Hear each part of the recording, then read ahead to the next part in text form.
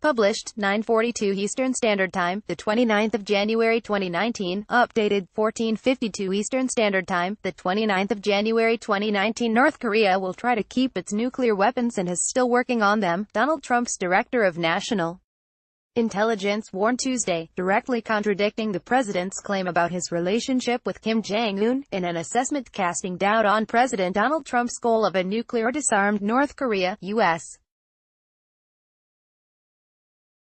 intelligence agencies told Congress that the North is unlikely to entirely dismantle its nuclear arsenal.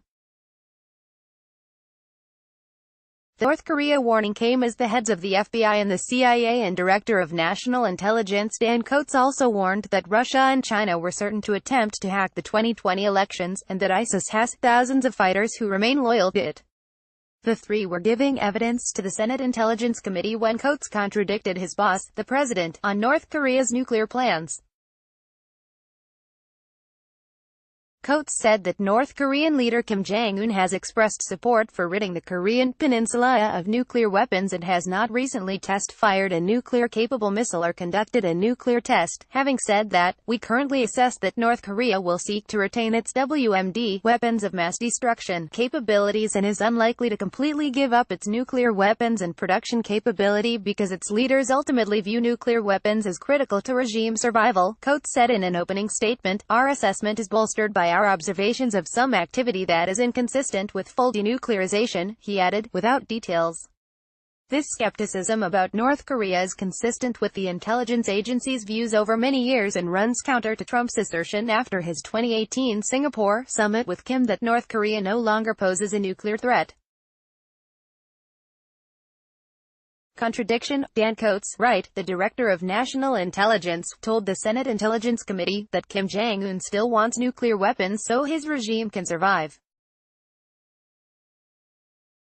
Coats testified beside, from left, Christopher Wray, the FBI director, and Gina Haspel, the CIA director. Another summit. After this meeting in Singapore in June 2018, Trump said that Kim Jong-un had committed to full denuclearization but was contradicted Tuesday by his own Director of National Intelligence. Plans for a follow-up summit are in the works but no agenda, venue or date have been announced. The report also said that Kim Jong-un is wooing China and South Korea to support its push for Washington to loosen sanctions pressure without making significant nuclear concessions. Kim has also sought to align the region against the U.S.-led pressure campaign in order to gain incremental sanctions relief, and North Korean statements have repeatedly indicated that some sanctions relief is necessary for additional diplomacy to occur, the report said. The annual Worldwide Threat Assessment from the Directorate of National Intelligence, DNI, released by Coats, noted that North Korea had not conducted any nuclear or missile tests in over a year and had declared its support for the denuclearization of the Korean peninsula.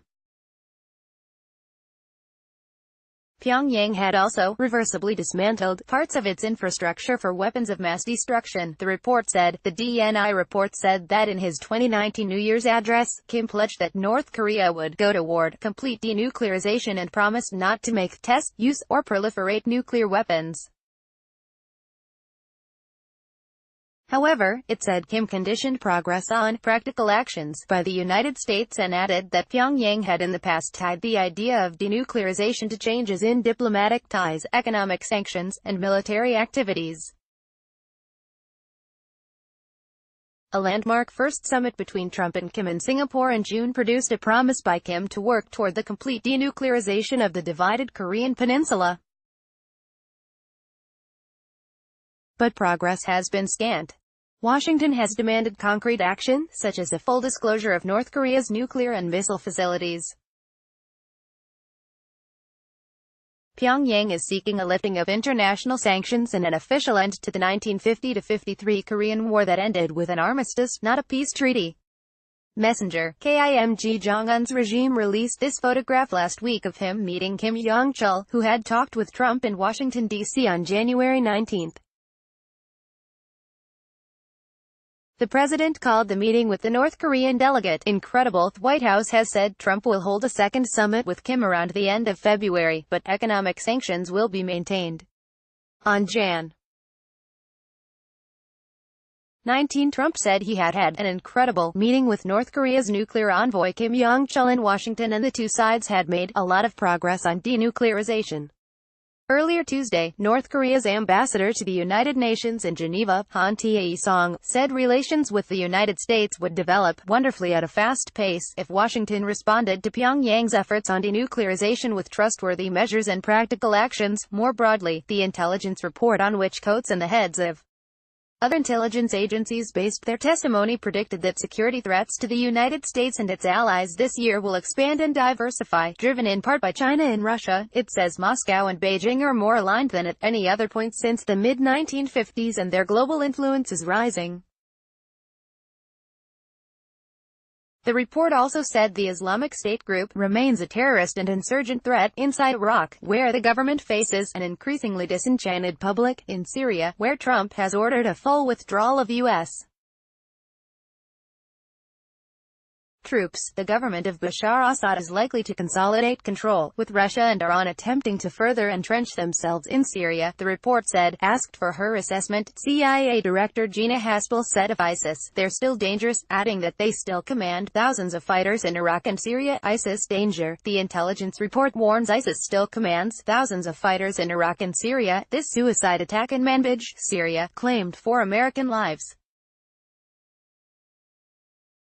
Earlier this month, the intelligence assessment of Afghanistan, more than 17 years into a conflict that began after the 9/11 attacks on the U.S., projected a continued military stalemate, without mentioning prospects for a peace deal, which appear to have improved only in recent days. The report said, neither the Afghan government nor the Taliban will be able to gain a strategic military advantage in the Afghan war in the coming year, if the U.S. maintains its current levels of support. Trump has ordered a partial pullback of U.S. forces this year, although no firm plan is in place. Coates told the committee that Russia and perhaps other countries are likely to attempt to use social media and other means to influence the 2020 U.S. presidential election. "We expect our adversaries and strategic competitors to refine their capabilities and add new tactics as they learn from each other's experiences," suggesting the threat landscape could look very different in 2020 and future elections, the intelligence report said. The report specifically warned about Russia, which U.S. intelligence agencies determined had interfered in the 2016 election to sway voters toward Trump. Russia's social media efforts will continue to focus on aggravating social and racial tensions, undermining trust in authorities, and criticizing perceived anti-Russia politicians, it said. Moscow may employ additional influence toolkits, such as spreading disinformation, conducting hack and leak operations, or manipulating data, in a more targeted fashion to influence U.S. policy, actions, and elections. The intelligence assessment, which is provided annually to Congress, made no mention of a crisis at the U.S.-Mexico border, which Trump has asserted as the basis for his demand that Congress finance a border wall. The report predicted additional U.S.-bound migration from El Salvador, Guatemala, and Honduras, with migrants preferring to travel in caravans in hopes of a safer journey.